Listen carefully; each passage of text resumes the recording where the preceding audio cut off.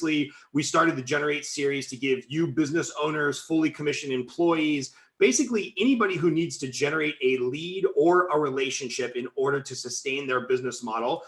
We created this group for you. So if you know anybody else who needs to generate a lead or generate a relationship in order to feed their family and make money, then they need to be in this group. Please add them.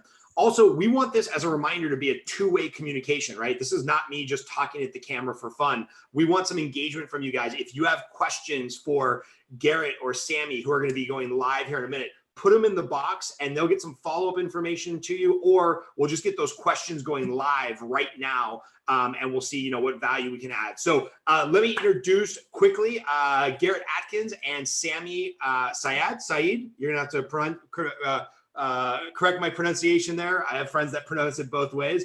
They're from Impact Media. Their website is impactagency.io. And Garrett and I spoke about a week ago just about general kind of digital marketing hacks, tricks, tactics. Like, what's the first step you should be doing in storytelling if you're trying to get back on that lead generation horse? And he said something that I had never heard. He's like, oh yeah, it's actually pretty easy to get your Pinterest following up to like 100,000 people.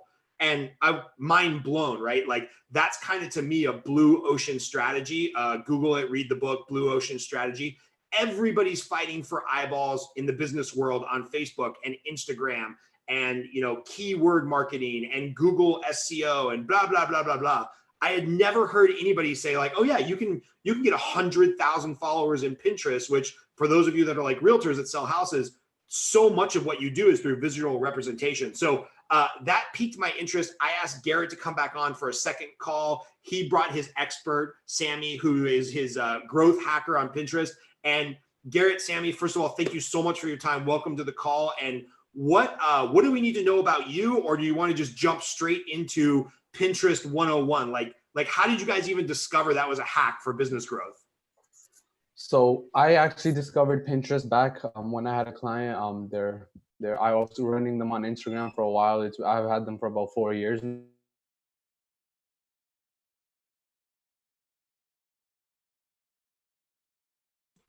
Uh-oh, do we lose Sami, Garrett? Now, looks like at the time I was just running them on Instagram and YouTube, Pinterest, etc. Right? Hey, Sami, I think we might be having some internet connectivity. It's either me or you. Yeah, there's a little bit of lag. I have you might have to go on off video if it continues with it, maybe. Okay. I was gonna say, but if it lags again, I guess we'll go off video. But I was gonna say, I got started on Pinterest back when I was running a client on Instagram. They wanted to start expanding their social reach onto other platforms, so Instagram, YouTube. We were already on Instagram, Facebook, YouTube, and Pinterest, right? So I decided, I was at the time I was just focusing on Instagram organic growth. I wanted to start expanding my learning as well. So I decided maybe I should start looking into the Pinterest side of things, right? So long story short, we got started on Pinterest, and at the time it was just kind of like a side thing. We just left it to the side. We were like, let's keep our main focus onto Instagram, where most of our results are coming from, and let's just kind of see what we can do with Pinterest, right? So I hired a couple of people on my team to just be posting content on there consistently. So the content we were posting on Instagram, it was just getting funneled right onto Pinterest. That's it. We were just posting consistently, right? And I would check up on it every once in a while, right? So every couple of days I would check up on it. And what I noticed is that within the first month, we started seeing exponential growth just by posting consistently. So we went from 200 monthly viewers. All of a sudden, we had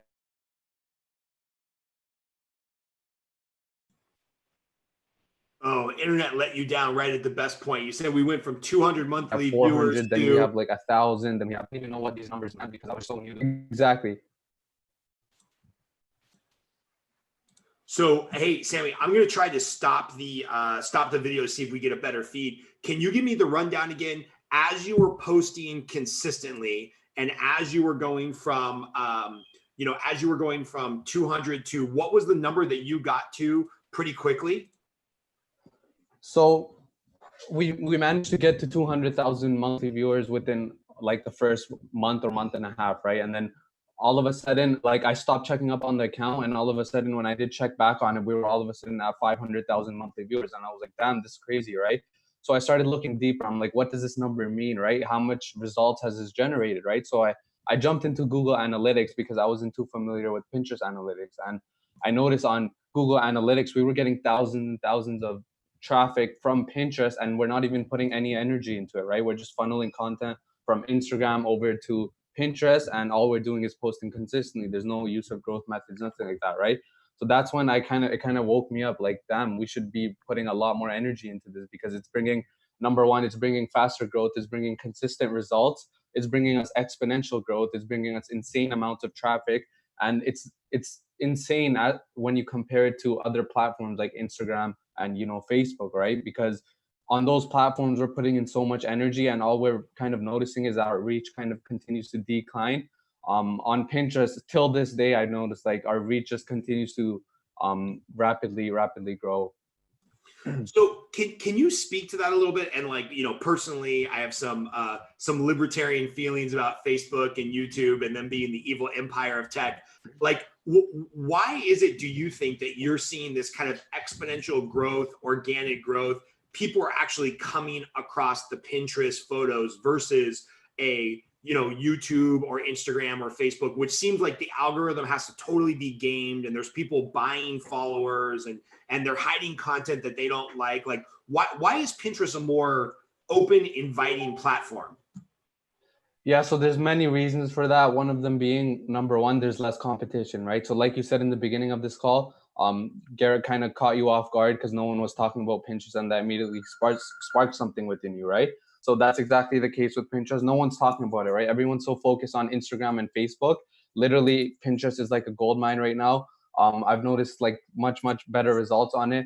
The next thing is Pinterest is more of a community than Instagram and Facebook, right? So what I mean by that is, on Instagram and Facebook, everyone's so focused on building their own profiles, right? They're all focused on themselves. They're all focused on getting their own followers. But the thing is, on Pinterest, it's more of a community, meaning you actually have to collaborate with others if you want to be growing, right? And one of the main key metrics on Pinterest is something called repins. So repins is the exact same thing as reshares, or just resharing someone's content. It's just a fancy name on their platform. So on Pinterest, there's no such thing as liking. There's no such thing. People do comment, but very minimally. Even if you have like a huge page, like you'll barely get any comments, just because that's not what people do on Pinterest. But what they do is repin, right? So repin, again, it means reshare. So if I post something and you reshare it, now all of your audience will get exposed to it. Let's say 2 or 3 people from there decide to repin it. Now all of their audience will be exposed to it. So you get this exponential type of growth. Not only that, but the thing is, on Pinterest, you have to be repinning if you want to be growing on Pinterest, right? So it's kind of like a standard, similar to how on Instagram, one of the growth methods, you have to be engaging with others. On Pinterest, it's you have to be repinning, right? And what you'll notice is that as you're kind of consistently posting onto Pinterest, as long as your content is good, what's going to happen is that people within your niche, people, even your competitors at some point, people who have audiences that are similar to yours, are going to start repinning your content because it also resonates with their audience, and they have to be repinning, right? So it makes sense for them to repin your content. And then from your side of it, it's like what basically what goes into repinning, of course, is a whole strategy. Essentially, you want to be repinning the best type of content from other people's pages, right? So when you repin something onto your profile, what happens is that obviously you're going to try and make sure that's like a viral pin and it's doing really well, right? So when you post a piece of content like that, it's going to boost your profile, right? Because all of a sudden you just posted something that's going viral on your profile. So you just boosted your profile, you got exposed to a ton more reach, the algorithm just favored you. Now when you post something that's linking to your own website, it's more likely to do well because you already got all of this reach, right? In addition to that, there's longer post life on Pinterest, right? So on Instagram and Facebook, we're used to, you post something and within 24 to 48 hours, all the initial traffic on that specific post, like, it's gone, right? On Pinterest, that's not the case at all. In fact, like, if you post something today, you could be getting traffic from it a year later, right?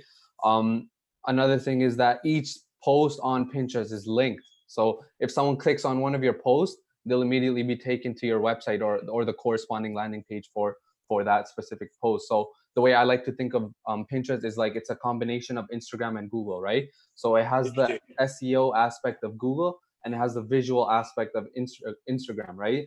And they also have the feed, which is again the visual aspect of Instagram, right? So you don't have to say things like, hey, go click the link in my bio. And honestly, what I've noticed on like Instagram and Facebook is that when you say something like that, they kind of decline your reach a little bit on that specific post. Again, Pinterest is a visual search engine, so they want to be sending people to your website, right? That's how the platform is designed. So think of it exactly like Google, right? Let's say you Google something like entrepreneurship. What you're going to see is a bunch of text and a bunch of links and a bunch of descriptions, right? So that's kind of what Pinterest is like, except instead of just seeing text, they're going to show you pieces of content. And when you click on that piece of content, it'll take you to the website. I hope that makes sense. Facebook and these other platforms are just trying to keep you in their ecosystem more and more, so they don't encourage you leaving the site unless you're actually paying for that click away, where Pinterest isn't encouraging you to expand your journey and education, or the reason why you're on the platform, and not try to contain you to that ecosystem, which is what I'm personally seeing Facebook doing more and more. And that's what I think is causing some of the potential censorship and negative effects on the algorithms for people trying to bring other people off site. So, at the end of the day, a lot of the stuff that Sami just said is super interesting to me. For some of the people watching, it might be a little bit too either in the weeds or over their head, like they're not a technology person. They're like, okay, what I care about is getting leads. So the short answer is, if you want this done at a super high level, hire Garrett and his company and Sami, and they'll take care of it for you, and they'll build you to 100,000 legitimate followers on Pinterest. I don't think that's an absurd comment. But if somebody just wants to kind of give it a little taste and start, and they're like, oh yeah, I've gone on Pinterest a couple times to find creative stuff or projects, or make a better birthday cake or whatever, but they've never really thought about it from a business standpoint. If somebody kind of wants to do it themselves and play with it before they hire you, what's kind of their first step? Like, okay, I'm Scott, I do loans, not a lot of sexy visuals around loans unless I link to the properties that we're doing loans on. Where do we start? Where do we start to turn this into maybe a little bit more of a business focus? Okay, so the first step, number one, will be research, right? So you don't want to just jump into and start creating your profile right away. There's two steps that come before it. Step number one is research. Step number two is content strategy. And then step number three is setting up your profile, right? So what you'll notice is that we use step number one, which is research. So you want to research your business, your audience, your niche. And when you're doing this, what it does is it gives you a baseline to get started off, right? So essentially, you don't want to start from scratch. You want to look at what your competitors are doing. You want to look at what's standard in your niche. You want to look at what's already working. You want to look at the keywords, the different posts that people are posting, so you get an idea of what you should be doing when you come onto the platform, right? In addition to that, you want to explore your business properly. You want to look at its goals, its mission, all the products and services you're offering, all the free offers you're offering, so they can be used as hooks to kind of get people onto your website. And then from there, you can promote your paid advertising, stuff like that as well, right? So that's step number one. It's research, right? And now the information we gather from step number one, we're going to use it in step number two, which is content strategy, right? So this is the what you're going to post, when you're going to post, how often you're going to post, where you're going to post, right? So all of this stuff has to be set up in accordance to obviously the research you just did, because you want to make sure you're posting in accordance to your audience. You want to make sure you're posting in accordance to your specific niche, and you want to make sure you're posting stuff that'll actually do well. And you would only know this if you did your research and you looked at what kind of the baseline is, right? And you'll notice on Pinterest, like the content is a little bit different than it is on Instagram and Facebook, right? So you have content with like text overlays, right? So it looks really different, and it's really kind of eye-catching. And essentially what you're trying to do is three things, right? So hook, value, curiosity. Those are the three things that go into creating Pinterest content. So hook, number one, what will you do? How will you make your content stand out so that when people are scrolling, they actually notice it, right? Because that's what people are doing on the platform. They're scrolling through their feed. What can you do to make them stop, right? Obviously, a lot of that has to do with making sure you're targeting the right audience. Again, that's where the research part comes in. But that's the hook part, right? So how you're going to get them to stop scrolling, click on your content, actually take interest in it, right? And if you did your research properly, this should be easy because you already know what your audience is looking for. Obviously, you can make use of colors and layout and images that'll also help you catch people's attention. The next thing is value, right? So you want to give them some sort of value. You want to build a little bit of trust with them, because the chances are they might not have even known your brand before, right? Maybe they just found it while scrolling through Pinterest. So you want to build some trust with them. And then the final thing is curiosity. And this could be done in your captions or your description, right? So curiosity, you want to build some curiosity. So it kind of bridges them from Pinterest onto your website, right? So it's going to make them want to click over even more. These three things are literally the exact formula we use on every single one of our Pinterest content.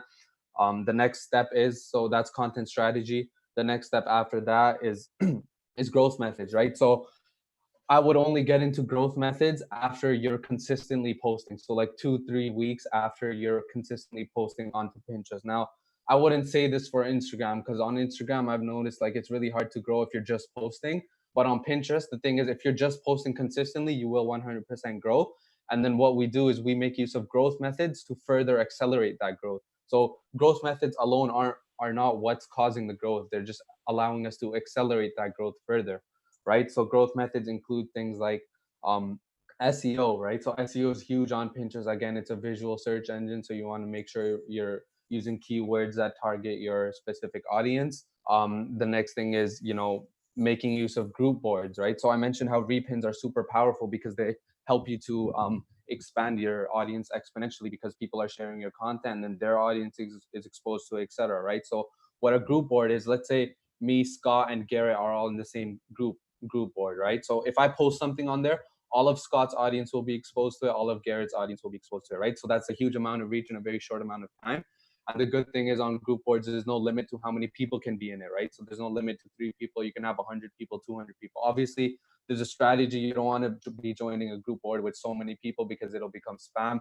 You want to make sure you join group boards that are relevant to your niche, because then that way you want to attract like followers that are interested in your content, etc. Right? So that's number two.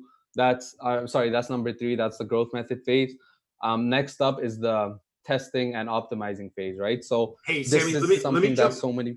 Sammy, let Yeah, me jump in real quick, just because like a lot of the stuff a little too in the weeds for most people that are going to be looking, but I just want to talk through it a little conceptually. So somebody's going on there and they want to get, they just want to get their business started. Are they posting pictures of quotes, things themselves? Like I'm thinking, I'm a car guy, right? So like if I owned a used car dealership, that'd be really easy. I would just post endlessly sexy pictures of cars. But if you sell something or you offer a service a little less sexy, you're in the financial services world, you sell Cutco knives, you sell Post-its or whatnot. Like, how do people build an audience that they can interact with on Pinterest? Like, what are we posting? Things, ourselves, our family, inspirational quotes? Like, what seems to get traction on Pinterest? Yeah, So there's inspirational quote. Yeah, go ahead. yeah, like the memes and stuff work really well when it comes to just original quotes and images that you're using on Instagram and Facebook. It's okay to add that to the content mix. That's fine to it. But as you get on Pinterest and start playing around, which is kind of like number one thing in any new industry or any new platform that you're getting in on, is just, use it as a consumer at first and see how people are interacting with it, and just kind of go in there curious, because we never have to recreate the wheel. You'll just start to see similarities between how people are posting and what's working for them. A common one on Pinterest, though, is it's instead of like a quote, it's more so of a listicle style of representation, like 7 ways to find the perfect house, or 5 ways to find the perfect car. So you'll have that in there, and then as you get on Pinterest, you'll see that there's a format of more of a vertical pin that the design is built in. But it's more so of just intriguing questions to think of a recipe or a list, or to pique curiosity, to grab somebody's attention, and knowing that they're going to learn more information when they click on that pin and then brought to the site. So you want to spark that curiosity within the viewer, is important to keep in mind. And Pinterest is doing that, right? So like I just went onto Pinterest and I looked up mid-century modern real estate, because I have a friend who built a huge blog and a huge following on mid-century modern real estate before he even got in. And it seems like every pin has, an encouragement to take you off the site, which feels, as somebody that's not familiar with Pinterest and spends a lot of time on Google and Facebook and Instagram, I'm used to them wanting everything contained. Why is there a beauty in it? Like, why does Pinterest say like, no, we want you to see a picture and then go off site and learn more? Like what is it about their business ethos that makes that? I mean, that feels special to me, even though it seems like common sense. Yeah, I'll let Sami answer it as well. But I think it also has to do with that they're competing in this place of, they know their audience and they're still very tapped into it. Like it's not uncommon to get a hold of somebody at Pinterest and to have a decent relationship with the customer service on that front. You know, there is the common experience where you do get bots and everything, but you know, they're playing at that 4 or 5 realm of the social media platform. So they're keeping in mind of like how to actually bring it to the next level. And they know that they're encouraging people to come, and they just understand the customer journey that people are going down to bring them back again and again. And they're based on the search engines. So they know that these are the types of things that people are looking for, that it's more than just that. It's like basically a pin, like Sami was saying, it's Instagram and Google combined. So you want that sexy headline while also an image that appeals for people to go to the next site. So it's just that search in that way.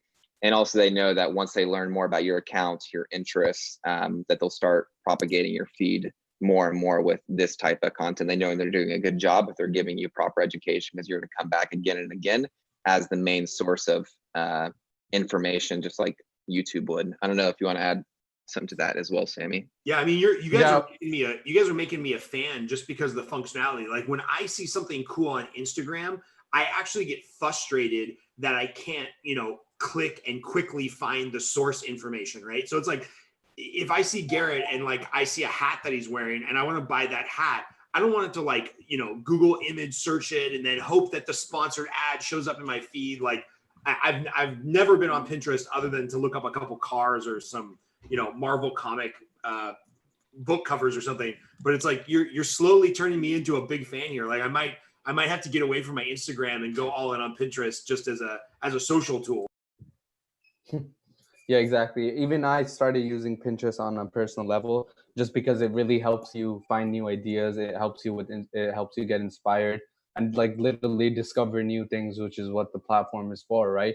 Another thing I would mention is that 75% of content on Pinterest is from businesses, right? So people aren't coming onto Pinterest with the mindset that, hey, I'm going to be looking at my friend's pictures and my friend's cat and stuff like that, right? They're literally coming on with the mindset that they're going to find some value.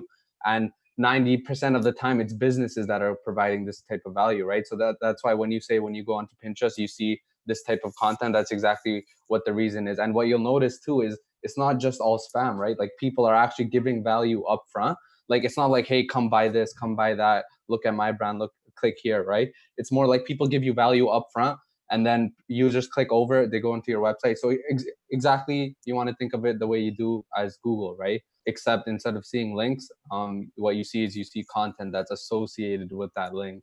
I hope that makes sense. The second like highest reason why people come to Pinterest, I believe, is shopping or exploration when it comes to product research. I believe that was, and then it has a higher percentage of individuals who make 75,000 or more a year and are more inclined to have a college education higher. So there's some really interesting stats. I can't remember them all off the top of my head. I have them written down based off of Hootsuite's recent report back in 2019. But even the demographics are appealing to, I'd even say, your audience and the people in this group specifically, because it are people who might be potentially looking for houses or luxury items, and they have that that income that they can actually use to make purchases and come there for that reason. Yeah, it's interesting. Again, just staying on this mid-century modern kind of thread, I just looked up some interesting pictures, and sure enough, there's this like specialty staircase that looks very mid-century modern-esque, and it's an article by futurist architect, buy this staircase. And, this picture that I'm showing on page 1 of mid-century modern, the picture of the post is over a year and a half old, but there's, 30,000 repins to your point. Like this is bringing up relevant current information for me. That's basically an advertisement that they put up a year and a half ago. So that's, just super powerful. Like you said, Sami, the longevity. You did mention something. I wrote this down. You said, do your research, obviously, come up with content strategy, then, start posting. You got to start posting and kind of feel a groove, find a groove before you go into growth hacking. Is there kind of a magic number on posting 1 a day, 10 a day, 100 a day, where the system kind of knows you're active and or starts to figure out you're being a spammer? Like, is there kind of a magic number of posts? Like if a realtor is watching this and saying, all right, well, yeah, I'm in, I'll post 1 cool picture a day of a house. Is that enough to get started, or is there more thought process behind it other than, frankly, just hiring you guys to do it? Yeah, so there's a whole thought process behind it, and there's a strategy. So what we always do when we're starting to post is we do a ratio of 3 of your own posts per day and 7 repins per day. So obviously, if you're a real estate agent, 3 posts per day might not work for you. So what you can do is 1 to 3 of your own posts per day. And then what you can do is post 7 of other people's pins per day. So what, again, remember how I mentioned before, when you're repinning other people's content, what that's going to do is it's going to help boost your content, right? So you're going to be when you repin someone's content, since it's already, chances are it's already doing well, right? So what it'll do is it'll boost your profile, and then when you post your 1 to 2 or even 3 posts per day, chances are those posts are going to do better because your profile was already doing better because you were leveraging someone else's content. And just to circle back to another one of your questions was, how does someone who's like in a less interesting niche, like let's say finance or even like let's say real estate, what type of content should they be posting, right? So what you want to think about, let's say you're in the real estate niche, right? You want to think about what type of problem am I solving, right? Let's say you're giving people lower interest rate mortgages or something like that, right? So what you can start doing is that you can start creating content that's based around that. So there's like, you can create an infinite amount of content on the same topic, right? Because you can change up the color, you can change up the layout, you can change up the images, the text, the font size.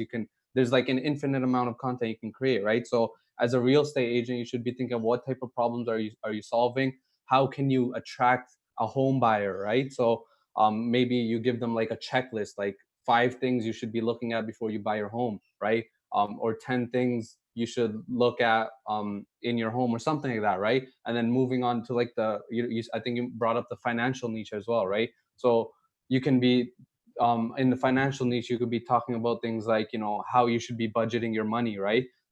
What are some habits that will make you more healthy, more wealthy, right? Stuff like that. And then once you hook people in with these types of things, and chances are when you post this type of content, you're going to attract people who are interested in this financial type content, or people who are looking to buy a home, right? Because that's what your content is talking about, right? So once you get them to your website from there, it's just a matter of, throwing in like an email opt-in, or throwing in like a, hey, call me, or a call to action, essentially, right? That'll kind of lead them from the free offer to your paid offer, and, maybe get them on a call for your consultation, etc. Right? So that's how I would approach the what you should be posting type of it. And then again, just to reiterate, how much you should be posting, I would recommend 1 to 3 per day of your own content, and at least 7 repins, so resharing other people's content. You want to make sure that you're resharing content of people that are within your niche.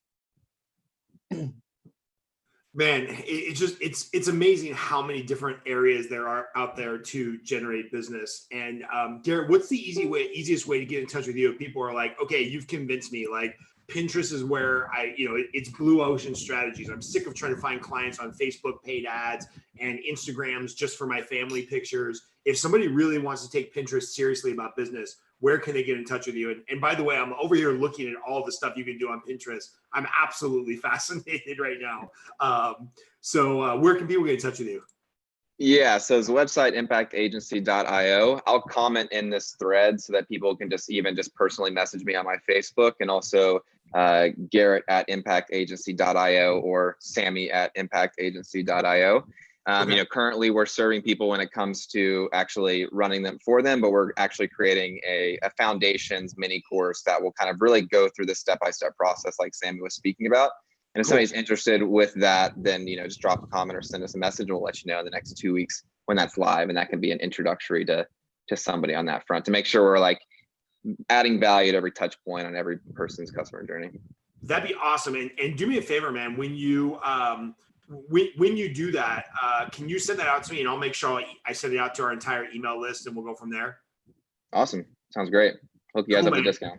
Well, I appreciate you too, and we'll probably catch up in a couple of weeks after I've been playing on Pinterest for a while. Perfect. Let's do a live review. Okay, sounds good. Thanks, guys. Take care. Talk soon. Later. Bye.